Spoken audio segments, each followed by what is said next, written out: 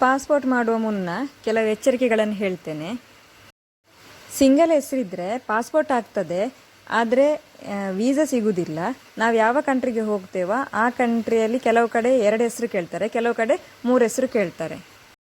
ಹಾಗಾಗಿ ನಾವು 2 ಹೆಸರು ಅಥವಾ 3 ಹೆಸರು ಚಾಯ್ಸ್ ಮಾಡ್ಕೊಳ್ಬೇಕಾಗ್ತದೆ. ಆಮೇಲೆ ಲಾಯರ್ ಹತ್ರ ಹೋಗಿ ಅಫಿಡವಿಟ್ ಮಾಡಿಕೊಳ್ಬೇಕು. ಇಲ್ಲಿ ಉದಾಹರಣೆಗೆ ನನ್ನ ಮಗಳದ್ದು ಕೊಟ್ಟಿದ್ದೀನಿ. ಅವಳ ಹೆಸರು ದಿತ್ಯ ಅಂತ ಮಾತ್ರ ಇತ್ತು, ದಿತ್ಯಪ್ರಿಯ ಎಂ ಅಂತ ಮಾಡಿದ್ದೇವೆ. ಆಮೇಲೆ ಕನ್ನಡ ಮತ್ತು ಇಂಗ್ಲೀಷ್ ಪೇಪರ್ ಎರಡರಲ್ಲೂ ಅಡ್ವರ್ಟೈಸ್ಮೆಂಟ್ ಕೊಡಬೇಕು, ಚೇಂಜ್ ಆಫ್ ನೇಮ್ ಅಂತೇಳಿ. ಕೆಲವು ಕಡೆ ಲಾಯರೇ ಮಾಡಿಸಿ ಕೊಡ್ತಾರೆ, ಇಲ್ಲಾಂದರೆ ನಾವೇ ಮಾಡಿಸ್ಬೇಕಾಗುತ್ತೆ. ಲಾಯರ್ ಮಾಡಿಸಿದರೆ 1000 ರೂಪೀಸ್ ಸಮಥಿಂಗ್ ತಗೊಳ್ತಾರೆ. ನಾವೇ ಮಾಡೋದಾದರೆ ಅವ್ರದ್ದು ಫೀಸ್ 500 ರೂಪೀಸ್ ಪ್ಲಸ್ ಇದು ಒಂದು 500 ರೂಪೀಸ್ ಆ ಥರ ಆಗುತ್ತೆ.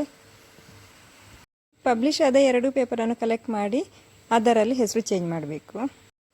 ಆಧಾರ್ ಹೆಸರು ಚೇಂಜ್ ಪೋಸ್ಟ್ ಆಫೀಸಲ್ಲಿ ಮಾಡ್ತಾರೆ. ಪೋಸ್ಟ್ ಆಫೀಸಿಗೆ ಹೋಗುವಾಗ ಅಫಿಡವಿಟ್ ಕಾಪಿ, ಪಬ್ಲಿಷ್ ಆದ ಪೇಪರ್ 2, ಆಧಾರ್ ಕಾರ್ಡ್ ಜೆರಾಕ್ಸ್ ತಗೊಂಡು ಹೋಗಬೇಕು. ಆಮೇಲೆ ಆಧಾರ್ ಆ್ಯಪಲ್ಲಿ 2 ಡೇಸಾ 3 ಡೇಸಾ ಬಿಟ್ಟು ಚೆಕ್ ಮಾಡಿ ಹೆಸರು ಚೇಂಜ್ ಆಗಿರುತ್ತೆ. ಆಧಾರ್ ಕಾರ್ಡ್ ಪೋಸ್ಟ್ ಮೂಲಕ ಮನೆಗೆ ಬರ್ತದೆ. ಆಧಾರ್ ಕಾರ್ಡ್ ಬಂದ ನಂತರ ಬ್ಯಾಂಕಿಗೆ ಹೋಗಿ ಬ್ಯಾಂಕ್ ಬುಕ್ಕಲ್ಲಿ ಹೆಸರು ಚೇಂಜ್ ಮಾಡಬೇಕು.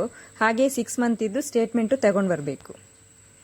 ಪಾಸ್ಪೋರ್ಟ್ ಆಫೀಸಿಗೆ ಅಪಾಯಿಂಟ್ಮೆಂಟ್ ತಗೊಂಡು new Aadhaar card, bank statement, publish ಆದ ಪೇಪರ್ ಒರಿಜಿನಲ್ ಮತ್ತು ಜೆರಾಕ್ಸ್ 2 ತಗೊಂಡು ಹೋಗಬೇಕು.